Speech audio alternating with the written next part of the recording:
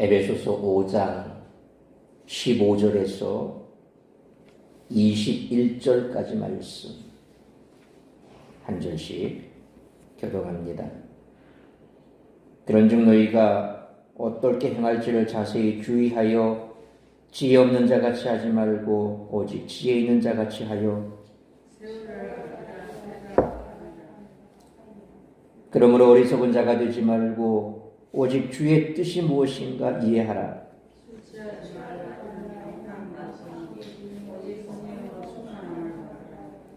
시와 찬송과 신령한 노래들로 서로 화답하며 너희의 마음으로 주께 노래하며 찬송하며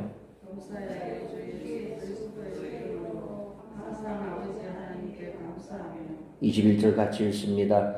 그리스도를 경외함으로 피차 복종하라. 아멘. 기도하겠습니다. 살아계신 아버지 하나님, 은혜와 사랑을 감사합니다. 갑자기 날씨가 추워져 하루 온종일 또 웅크리고 우리의 삶의 터전에서도 주님께서 우리와 함께 하시는 그러한 은혜 가운데 있을 수도 있지만 또 하루 온종일 마음을 힘들게 하는 그런 상황에 놓여 있을 수도 있습니다. 그러나 그 모든 것들을 뒤로하고 이 시간 주의 말씀 향하여 달려왔습니다. 말씀으로 우리의 마음을 위로하여 주옵시고 소망을 주시고 힘 주시고 또한 말씀으로 우리를 새롭게 하심으로 남은 또 주일까지 시간 말씀 붙들고 살아가는 우리 모든 성도들이 될 수 있도록 크시는 종 베풀어 주옵소서. 특별히 간절히 비옵기는 육신의 연약함으로 힘들어하는 성도들도 있습니다. 하나님께서 치료하시고 회복시키시고 강건케 하여 주시어서 남은 육신의 날이 질병의 고통으로 고통받는 날이 아니라 강건하여 줘서 주의 전을 출입하며 또한 하나님께서 주신 사명 잘 감당하는 복된 삶을 살아갈 수 있도록 그 몸과 마음을 새롭게 회복시켜 주시기를 원합니다. 이 시간에도 말씀 앞에서 싸움에 오직 말씀에 집중할 수 있도록 가정마다 다급한 소식 오가지 아니하도록 붙들어 주옵시고 말씀이 뿌려질 때에 우리의 마음밭이 옥토가 되어 30배, 60배, 100배 열매 맺는 말씀 될 수 있도록 성령 하나님 우리의 마음과 생각을 주장하여 주옵소서. 이 모든 말씀 우리 주 예수 그리스도의 이름으로 기도하옵나이다. 아멘.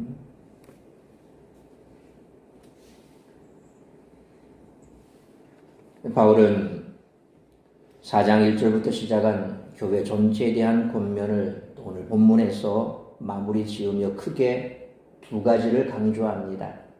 첫 번째 강조는 15절로 17절 말씀처럼 어리석게 살지 말고 지혜롭게 살라는 것입니다. 지혜로운 삶은 자신이 현재 어떻게 살고 있는지에 대한 주의 깊은 평가와 반성을 요구합니다. 앞선 본문에서 바울이 언급했던 이방인의 삶에 나타나는 특징들과 성도들에게 마땅한 삶의 원리들을 세심하게 적용해 자신의 삶을 살펴보아야 합니다. 지혜로운 삶은 또한 적절한 때와 기회들을 놓치지 않고 모두 활용하는 삶입니다. 예수 그리스도의 구원 사역으로 새 창조와 새 시대가 시작되었지만 재림 때까지 세상은 여전히 악하기 때문에 선한 일을 할 수 있는 기회들을 놓치면 악용될 수 있다는 것입니다. 모든 기회를 살리기 위해서는 어리석은 자가 되지 말고 주의 뜻을 잘 분별하는 지혜로운 자가 되는 것이 중요합니다. 그래야 주의 뜻을 어느 때에 어떤 기회로 이룰 수 있을지를 파악해 놓치지 않고 취할 수 있기 때문입니다. 두 번째 강조는 18절로 21절 말씀처럼 성령으로 충만하게 되라는 것입니다. 성령으로 충만하게 되면 다음과 같은 세 가지 모습이 나타납니다. 첫째로 예배에서 서로 격려하며 찬양하고 다 함께 마음으로 주께 노래하며 찬송합니다. 둘째로 우리를 새 창조 백성으로 삼아주신 하나님께 항상 모든 면에서 감사드리되 우리를 새 창조 백성으로 만드시기 위해 죽으시고 부활하시고 승천하시고 하나님 보좌 우편에 좌정하신 우리 주 예수 그리스도의 이름으로 감사를 드린다는 거죠. 셋째로 하늘 보좌에 계신 우리 주 예수 그리스도를 경외의 대상으로 삼고 그분이 가르치시고 모범을 보이신 섬김의 삶이 우리 삶의 기준이 되어 종으로서 서로에게 피차 복종하게 된다는 것입니다. 성령으로 충만할 때 이러한 하나님 지향적이고 그리스도 중심적인 찬양과 감사와 섬김이 삶으로 나타나는 것입니다. 그러므로 항상 성령 충만하여 지혜로운 삶을 살아가는 우리 모두가 되시기를 축원합니다. 바울은 에베소 교인들에게 빛에 속한 자로서 주님을 기쁘시게 해드린 길이 무엇인지 숙고하며 살라고 가르친 이후에 또 한 가지 원칙을 제시하는데 바로 지혜롭게 라는 말입니다. 그런데 바울이 가르치는 지혜로운 삶은 의미 있는 일로 자기 인생을 채워가는 삶이라고 할 수 있습니다. 따라서 이와 같은 오늘 본문의 말씀을 통해서 우리들이 깨달아야 할 것은 첫째로 15절로 16절 말씀처럼 성도는 세월을 아끼는 법을 깨달아야 한다는 것입니다. 바울은 15절을 헬라말로 그런 즉이라는 단어로 시작하는데 이는 앞으로 제시할 권면이 4장 1절부터 이어온 교회 전체에 대한 권면을 근거로 함을 암시하고 있습니다. 그러면서 너희가 어떻게 행할지를 자세히 주의하여 라고 말씀합니다. 이 말씀이 강조하는 점은 행하기 전에 주의 깊게 생각하라 라는 의미보다는 자신이 어떻게 살고 있는지, 그래서 헬라말을 보면 포스 페리파테이테라고 되어 있습니다. 어떻게 행할 것을 주의 깊게 살펴보라. 헬라말로 보니까 브레페테라고 되어 있습니다. 이 브레페테는 주의하라 그런 말이죠. 그러니까 자신이 어떻게 살고 있는지, 어떻게 행할 것을 주의 깊게 주의하여 살펴보라는 그런 말입니다. 그렇게 해서 지혜 없는 자 같이 하지 말고 오직 지혜 있는 자 같이 살도록 교정해야 한다는 것입니다. 이어지는 16절에서 바울은 세월을 아끼라고 말씀하는데 이는 지혜 있는 자 같이 사는 삶의 특징을 제시하는 것입니다. 이 표현에 사용된 동사 엑사고라조라고 하는 말은 구입하다라는 뜻으로 이것은 노예를 값을 지불하고 사는 맥락에서 자주 쓰이는 단어인데 이뿐만 아니라 또한 물건을 매점하다라는 그런 의미도 쓰이고 있습니다.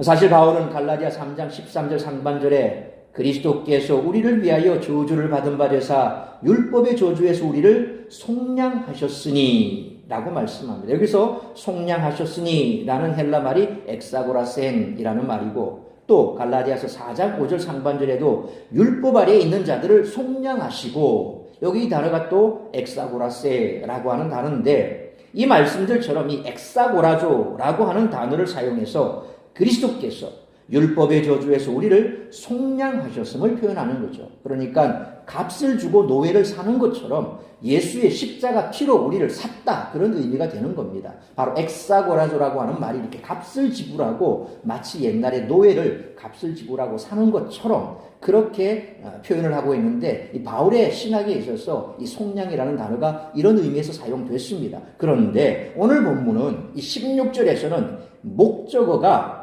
톤카이론, 세월을이라고 하는 시간을 가리키는 말입니다. 물리적 시간보다는 적절한 때, 그러니까 기회라는 뜻에 가깝다는 거죠. 따라서 16절의 헬라어 원문인 엑사고라세베노이 톤카이론이라고 하는 말의 의미는 모든 기회를 매점하라, 곧 모든 기회를 놓치지 말고 살리라 라는 의미로 이해할 수 있다는 거죠. 그러니까 예수님께서 값을 주고 우리를 샀다라는 그런 의미보다는 여기에서는 모든 기회를 놓치지 말고 모든 기회를 잘 살려라 그런 뜻이죠. 그렇게 해야 하는 이유가 이어지는 말씀, 때가 악하기 때문에 그렇다라는 것입니다. 그리스도의 승천과 하나님 보좌 우편에 앉으심으로 새 창조와 새 시대가 시작되었고 그리스도 안에 있는 자들은 빛 가운데 행하며 빛을 비추지만 그리스도께서 재림하셔서 온전히 빛을 비추기 전까지 세상은 여전히 어둡고 그때까지의 날들이 악하다는 것입니다. 따라서 기회를 살리지 않으면 악용될 수 있다는 거죠. 이처럼 바울은 자세히 주의하여 주의 뜻이 무엇인지 이해하고 어리석어가 되지 말고 또 이 율법을 모르는 이방인들에게는 좀 모호하게 들릴 수 있지만 유대인들에게는 이 의미가 명백하기 때문에 바로 너희들은 바로 이처럼 주의 깊게 어리석은 자가 되지 말고 세월을 아끼라고 말합니다. 유대인들은 잠언 1장 7절 말씀처럼 어릴 때부터 여호와를 경외하는 것이 지식과 지혜의 근본이다 그렇게 배웠습니다. 또 신명기 6장 6절로 7절 말씀처럼 율법을 묵상하고 익히고 가르치는 것이 여호와를 경외하는 것이다라는 사실을 어릴 때부터 그들은 배워서 알고 있습니다. 그러므로 바울은 에베소 성도들에게 때가 악하고 인생을 허비하게 만들고 허송세월하게 만드는 그런 시대를 살고 있으니 더욱 깨어 시간을 아껴 말씀을 묵상하라고 가르치고 있는 것입니다. 예수님의 제자로 부르심을 받았다는 것은 주님 앞에서는 그날까지 계속 말씀을 묵상하고 말씀의 진리 안에 거하는 사람이 되었다는 그런 뜻이죠. 그러므로 세상에는 우리의 시간을 빼앗으려는 수많은 유혹이 있지만 그 모든 유혹을 끊고 말씀을 주야로 묵상함으로 세월을 아끼며 살아가는 우리 모두가 되시기를 축원합니다. 두 번째로 17절로 18절 말씀처럼 성도는 어리석은 방탕함에서 벗어나야 한다는 것입니다. 바울은 17절 말씀처럼 디아투토 그러므로 지혜롭게 모든 기회를 살리기 위해서는 이방인처럼 진리와 빛 대신 하나님을 저버리고 어둠 속에서 우상 숭배와 방탕을 추구하며 그래도 괜찮다고 여기는 어리석은 자가 되지 말아야 한다라고 말씀을 하고 있습니다.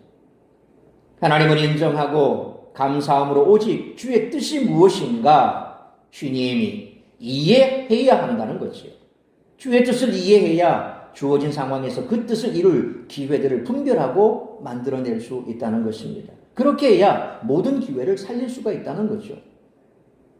내 눈에 보기 좋다고 해서 다 하나님께서 허락하시고 또 우리에게 가장 좋은 것을 주시기 원하시는 아버지 뜻이라고 우리는 주소들을 알고 있기 때문에 좋은 것만 생기면 하나님의 뜻인가 보다 덜썩 물어버리면 어떡합니까? 그게 다 좋은 건지 알 수 없어요.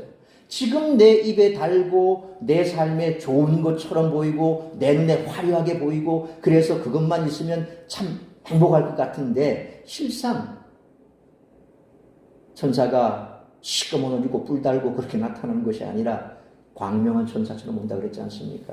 우리에게 모든 것이 선한 기회는 아닙니다. 그 기회가 선한 기회인가를 어떻게 분별합니까? 하나님의 말씀 안에서 분별할 수 있는 분별력이 있어야 되는 거예요.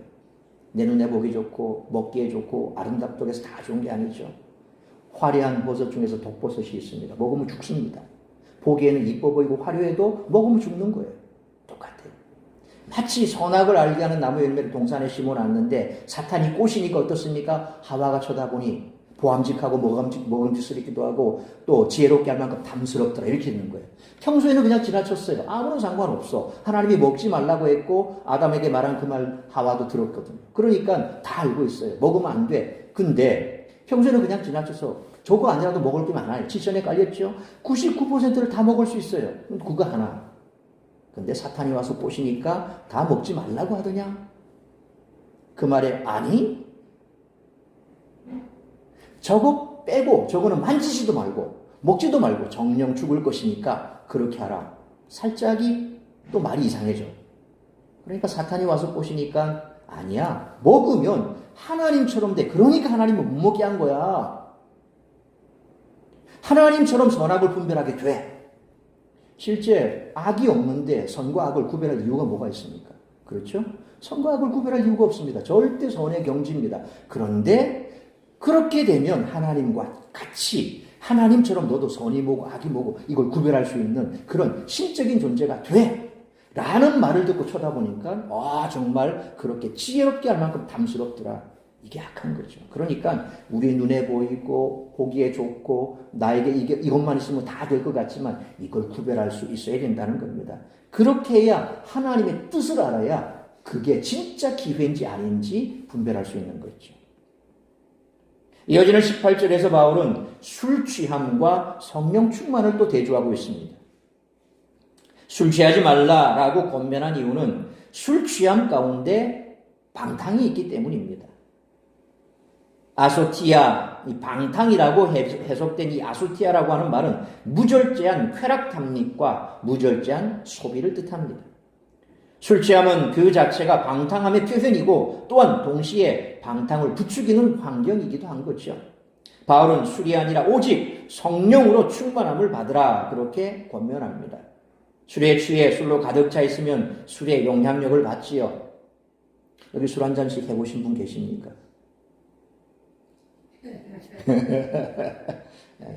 솔직히 저도 해봤습니다. 소시적에 젊었을 때 목사가 되기 전에. 근데 실제로 그래요. 기분 좋게 한 잔 먹죠. 어떤 날은 또 너무 막 그냥 화가 나서 뭐 오늘 같은 한 잔만 딱 먹고 말자. 근데 한 잔만 먹습니까? 한 잔이 두 잔이 두 잔이 세 잔이 되고 나중에는 사람이 술을 먹지만 나중에 술이 사람을 먹는다 그러잖아요. 전신이 혼미해지고 막 그렇습니다. 엉뚱한 소리하고 술에 취하면 그렇습니다. 그러니까 술에 취하면 술의 영향력을 받는 거예요. 성령으로 가득 차 있으면 뭐의 영향을 받습니까? 성령의 영향을 받는 거죠. 술의 영향력 아래 있으면 절제가 사라지고 무절제와 부도덕이 생겨나지만 성령의 영향력 아래 있으면 갈라디아 5장 23절 말씀처럼 무슨 열매가 맺어집니까?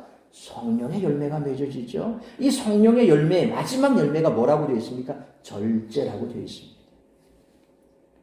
성령께서 이방인이었던 자들을 그리스도와 연합시킴으로 육체와 함께 그 정욕과 탐심을 십자가에 못 박게 하셨기 때문에 성령의 영향을 더 깊이 받을수록 타락과 방탕의 원인이 되는 정욕과 탐심을 죽일 수 있다는 겁니다. 성령으로 충만할 때 육체의 소욕을 거스르는 힘이 생기고 타락한 몸의 행실을 죽일 수 있다는 겁니다. 이처럼 바울은 어리석음을 벗어나 주님의 뜻을 이행해야 한다고 권면합니다. 지혜로운 자는 세월을 아끼는데 세월을 아끼는 태도의 반대가 뭡니까? 방탕입니다. 바울은 술 취함과 같은 방탕한 생활에 빠져 허송세월하지 말라고 가르칩니다.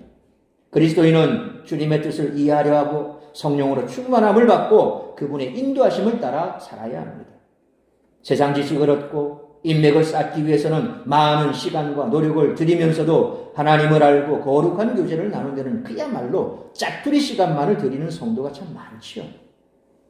그래서 세상 사람들과 관계를 맺고 사업을 더 확장시키기 위해서는 불철주야 이 사람도 만나고 저 사람도 만나고 어떻게 하면 내 사업을 확장시킬까, 내 인간관계를 폭넓게 할까, 그래서 여기도 가보고 저기도 가보고 또 뭐 이런 동호회도 가보고 저기도 해보고 이런 취미도 가져보고 저것도 해보고 온갖 시간을 다 버립니다. 그렇게 해서 아주 발을 넓혀 놓습니다.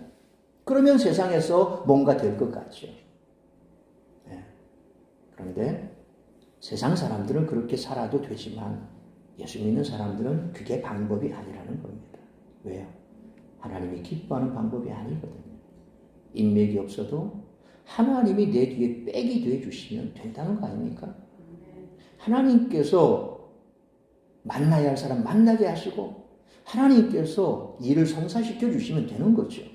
굳이 사람들 만나서 일을 성사시키기 위해서 늦은 밤까지 부어라 마셔라 분위기 맞춰주고 그렇게 해서 뭔가 될 것 같죠. 근데 하나님이 틀어버리면 안 되는 거예요.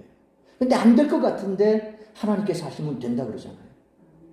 우리 탤런트 우리 다니엘 기도회 때 그 강사로 나왔던 이름이 갑자기 생각이 안 나는데 권호중 탤런트 그쵸?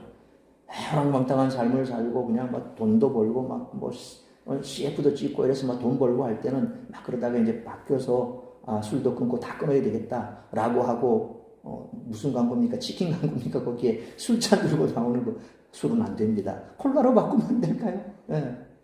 말도 안 되는 소리 했는데 하나님이 하신 거 하는 거예요 또. 그게 그런 거죠. 인간적인 생각해 보면 안 될 것 같지만 하나님이 하시면 되는 거예요. 그러니까 우리가 인간의 지혜를 가지고 뭘 하고 이렇게 저렇게 하고 계획을 세워도 아무리 그게 정말 될 것 같아도 하나님의 뜻이 아니면 안 되는 겁니다. 결국 우리가 하나님의 뜻을 발견하기 위해서 말씀에 집중하고 또 하나님과의 관계에 집중하면 그 나머지 부분들은 하나님이 해결해 주시는 겁니다. 만나야 될 사람 만나게 하고 또 해야 할 일 할 수 있게 해주시고 또 그런 상황 속에 만들어 주시고 하나님이 인도하시잖아요. 하나님이 인도하시면 다 되는데 우리 스스로가 우리 길을 찾아가려고 하니까 좀 힘듭니까? 밤새도록 접대해야 되고 밤새도록 뭐도 해야 되고 뭐도 해야 되고 이러니 얼마나 피곤한 삶을 삽니까? 그러면서 교회 오면 너무 힘들다고 피곤하다고 내 인생이 왜 이러냐. 하나님께 뭘 할 것 없습니다. 하나님이 그렇게 살라고 했습니까? 그렇게 살라고 말하지 않았잖아요. 잠시에는 무엇이 진정 의미가 있고 무엇이 영원한가를 아는 데 있죠. 그러므로 영원하지 않은 것을 붙잡기 위해 전념하는 것이야말로 어리석고 방탕한 삶이므로 어리석은 방탕하면서 벗어나서 주님의 뜻을 이해하고 그 뜻을 따르기에 전념하는 지혜로운 삶을 살아가는 우리 모두가 되시기를 축원합니다. 세 번째로 19절로 21절 말씀처럼 성도는 온전한 예배 공동체를 세워가야 한다는 것입니다. 19절 말씀에 나오는 이 두 개의 분사 구문, 그러니까 19절 말씀을 이렇게 나눌 수가 있습니다. 시와 찬송과 신령한 노래들로 서로 화답하며 여기까지가 하나의 분사 구문입니다. 이어지는 너희의 마음으로 주께 노래하며 찬송하며 여기까지가 하나의 또 다른 분사 구문이죠. 이렇게 이 두 가지로 나눌 수 있는데 성령으로 충만을 받으라라는 권면에 연결되면서 성령으로 충만한 자들의 모습이 어떤가 이 두 개의 분사 구문으로 지금 표현하고 있습니다. 먼저 성령 충만한 자들은 시와 찬송과 신령한 노래들로 서로 화답한다라는 것이죠. 자, 여기서 살모스라고 되어 있는 시라고 하는 것은 우리가 잘 아는 구약의 시편이죠. 구약의 시편을 가리킵니다. 그 다음에 찬송이라고 되어 있는 이 휄노스라고 하는 말은 찬양을 위해서 만든 노래를 바로 찬송이라고 합니다. 또 신령한 노래들이라고 번역된 오데이스 푸뉴마티카이스라고 하는 말은 좀 더 즉흥적인 찬양곡들이라고 되어 있습니다. 그러니까 다 이렇게 시가 이렇고 찬송이 있고 신령한 노래가 있다라고 이렇게 구분할 수 있지만 여기 중요한 게 뭡니까? 이 표현들이 어디에 쓰이는 겁니까? 예배에서 함께 찬양하는 상황을 지금 표현하고 있는 거예요. 그리고 서로 화답하며 라는 말에 해당되는 헬라 말이 랄룬테스 헤아우테이스라고 되어 있습니다. 서로에게 말하며 그런 뜻입니다. 그러니까 시와 찬송과 신령한 노래들로 서로 말하는 것은 곧 예배에서 함께 찬송을 부르는 그런 광경을 묘사하는 겁니다. 시편 95편의 찬송 시편이 바로 여기에 해당될 수가 있지요. 예배에서는 또한 마음으로 주께 노래하며 찬송해야 한다고 말씀합니다. 하나님은 이방인일지라도 마음의 할례를 받아 당신의 백성이 되어 마음으로 예배를 드릴 때 칭찬하신다는 겁니다. 이어지는 20절도 성령으로 충만함을 받아라 라는 권면에 연결되는 분사 구문입니다. 성령으로 충만을 받으면 범사에 감사하되 우리 주 예수 그리스도의 이름으로 감사하게 된다는 겁니다. 왜냐하면 예수 그리스도께서 죽음에서 부활하시고 승천하시고 또 하나님 보좌 우편에 좌정하신 사건은 우리의 죄를 용서하셔서 우리를 양자와 상속자로 새롭게 창조하신 사건인 동시에 새 창조의 주로서 통치를 시작하신 사건이죠. 성령으로 충만해지면 성령께서 새 창조 구원을 이루신 하나님과 새 창조 구원 사역의 중심이신 그리스도를 조명해 주시기 때문에 휘펠은 판톤 모든 부분에서 우리 한글 성경에는 범사에라고 되어 있습니다. 그리고 판토테 항상 범사에 항상 모든 부분에서 항상 우리 주 예수 그리스도 이름으로 아버지 하나님께 감사하게 된다라는 것입니다. 이어지는 21절은 성령으로 충만함을 받으라는 권면에 연결되는 마지막 분사 부분입니다. 성령으로 충만함을 받으면 하늘 보좌에 좌정하신 예수 그리스도를 우리의 존재와 삶을 다스리시는 최종 권위자로 우리 존재와 삶의 궁극적인 목적으로 여기게 된다는 것입니다. 다른 그분의 가르침과 삶이 우리가 따라야 할 기준과 모범이 된다는 거죠. 피차 복종하라 라는 명령은 서로에게 종이 되어 섬기라 라는 뜻으로 예수 그리스도께서 가르치시고 실천하신 명령입니다. 그래서 우리는 서로 할 수만 있다면 서로를 섬겨주고 또 서로 종처럼 그렇게 아끼고 섬겨야 된다는 겁니다. 이것은 그리스도 안에서 계시된 하나님을 본받으라는 1절로 2절의 권면과 일맥상통하죠. 이처럼 바울은 지금까지 전한 가르침을 마무리하는 의미로 교회가 함께 모여 예배하기를 즐거워해야 한다라고 가르칩니다. 함께 모여 찬송하고 예배하라는 교훈인 동시에 함께 말씀을 나누라는 권면이기도 합니다.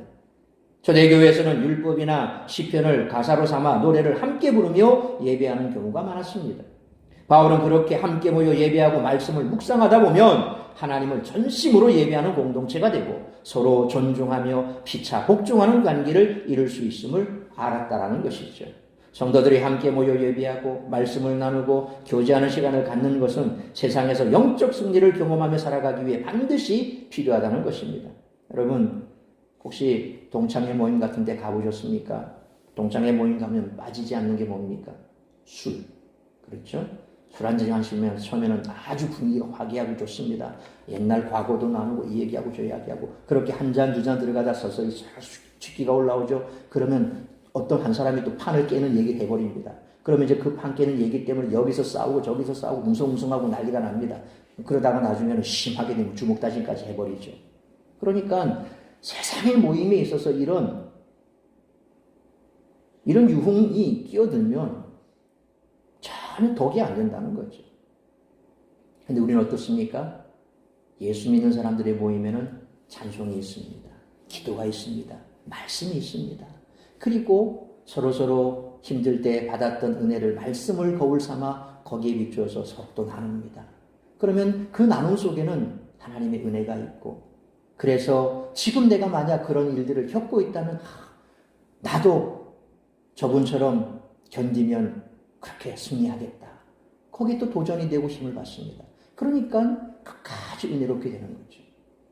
근데 이거 교인들의 모임도 말씀이 없고 세상 이야기 하기 시작하면 아무리 예수 믿는 사람 모여도 세상 이야기로 안주 삼아서 그것도 반찬 삼아서 하기 시작하면 그때부터 서서히 이상하게 변질됩니다. 한 사람 도마에 올려놓고 난도질을 하기도 하고 그때 어떤 얘기 소환시켜서 그때 이랬는데 내가 듣기로는 이렇고 저건 저렇고 그래서 이 집사가 잘못했고 자기가 판단한 대로 막 얘기를 해야 됩니다. 결국 무엇입니까? 은혜가 없어지는 거예요. 그냥 그렇게 해서 한 사람 난도질하고 거기에 동참해서 똑같이 또 난도질 당하고 난도질하고 그냥 그렇게 되는 거예요. 예수 믿는 사람의 모임도 그렇게 될 수 있는 거예요. 세상 모임과 다를 게 없어요. 술만 안 들어갔다 뿐이지. 그러니까 믿는 사람의 모임에 있어서 그 모임이 은혜롭게 되려면 말씀이 있고 기도가 있고 찬양이 있고 그 가운데서 하나님이 베푸신 은혜로 나누면 되는 거예요. 그러면 그것만큼 좋은 게 없어요. 그러면 그 모임은 다음에도 또 유지가 돼요. 그런데 그렇지 않고 모였을 때 쓸데없는 세상 이야기 이런 얘기하기 시작하면 그 모임은 오래가지 못하고 결국 그 모임에 염증을 내는 사람들은 한 사람 한 사람 빠져나가기 시작합니다. 교회가 은혜롭게 되려면 항상 이 모임이 은혜로워야 됩니다. 그래서 우리들이 모임을 할 때에도 늘 말씀과 찬송과 기도가 중심이 되어서 그것을 나눌 때 진정 우리에게 영적으로 유익을 주고 또 교회를 아름답게 세워가는 덕이 된다는 사실을 꼭 기억하시기 바랍니다. 그러므로 방탕한 자들과의 만남이나 또 그런 영상물에 빠져 시간을 보내는 어리석은 모습을 버리고 세월을 아껴 거룩한 지체들과 하나님의 말씀을 함께 나누며 온전한 예배 공동체를 세우는 데 더 힘쓰는 우리 모두가 되시기를 축원합니다. 사랑하는 성도 여러분, 현대인들은 역사상 가장 많은 여가 시간을 누리고 있습니다. 문제는 그 시간을 하나님이 아닌 세상의 쾌락으로 채우려 한다는 데 있습니다. 그러므로 헛되고 방탕한 것에 마음을 뺏기지 말고 말씀과 기도로 주님의 뜻을 헤아리기에 힘쓰며 성도들과 신실한 교제 나누기를 더 즐거워하고 세월을 아껴 거룩한 지체들과 하나님의 말씀을 함께 나누며 온전한 예배 공동체를 세우는 데 더 힘쓰고 우리의 시간을 영원한 것으로 더 많이 채워넣는 우리 모두가 되시기를 주님의 이름으로 축원합니다. 기도하겠습니다. 거룩하신 아버지 하나님, 은혜와 사랑을 감사합니다. 우리가 세상을 살아가면서 때로 시간에 쫓기기도 하고 그래서 정말 이 분주한 세상 속에서 내가 무엇을 하고 무엇을 바라보고 또 무엇을 위해 달려가는지도 모를 만큼 그냥 어디로 가는지도 알 수 없을 만큼 바쁘게 살아가는 현대인들 그 삶 속에서 과연 나는 어떠한 삶을 살아가고 있는지 돌아볼 수 있기를 원합니다. 세상이 아무리 편리해지고 좋아지고 그래서 우리가 많은 시간들을 나를 위해서 투자할 수 있는 시간들이 늘어났다고는 하지만 그러나 과연 그 시간을 무엇을 위해서 힘써 써야 할지에 대한 분명한 확신이 있어야 할 것입니다. 오늘 바울의 권면의 말씀 가슴에 새기며 세월이 악합니다. 세상은 여전히 주님이 이 땅에 다시 오실 때까지 더욱더 악해져 갈 것입니다. 그러므로 이 악한 세상 속에서 우리는 술 취함과 방탕함 속에서 살 것이 아니라 세월을 아끼고 하나님의 뜻을 분별하여서 그 하나님의 뜻을 쫓아 살아가는 삶을 살아가야 할 뿐만 아니라 교회 안에서도 서로 아름다운 예배 공동체를 만들어가고 세워감으로 교회 안의 모든 지체들이 주님 안에서 서로 은혜를 나누며 서로 섬기고 사랑으로 하나 되는 아름다운 공동체를 만들어내요. 교회 안에서만큼 정말 천국의 삶을 경험하는 그런 성도들의 모임을 만들어가는 데 힘쓰는 우리 모두가 되게 하여 주옵소서. 세상 일에는 분주하고 시간이 아깝지 않지만 하나님과의 만남의 시간은 참으로 짜투리 시간만으로 모든 것이 충분한 것처럼 그런 삶을 살아가지 말게 하시고 더욱더 주님과 가까이 교제하며 말씀과 찬송과 기도 가운데 깨어있어 주님 오실 그날을 잘 예비하는 우리 모든 성도들이 될 수 있도록 인도하여 주옵소서. 남은 주일까지의 삶을 또 주님께서 함께 동행하시고 우리 가운데 앞서 행하시며 우리가 성령 충만하여서 이번 남은 시간도 세상 가운데서 정말 하나님의 살아계심을 충만하게 체험하는 복된 시간이 될 수 있도록 은총 내려 주옵소서. 이 모든 말씀 우리 구주 예수 그리스도의 이름으로 기도하옵나이다. 아멘.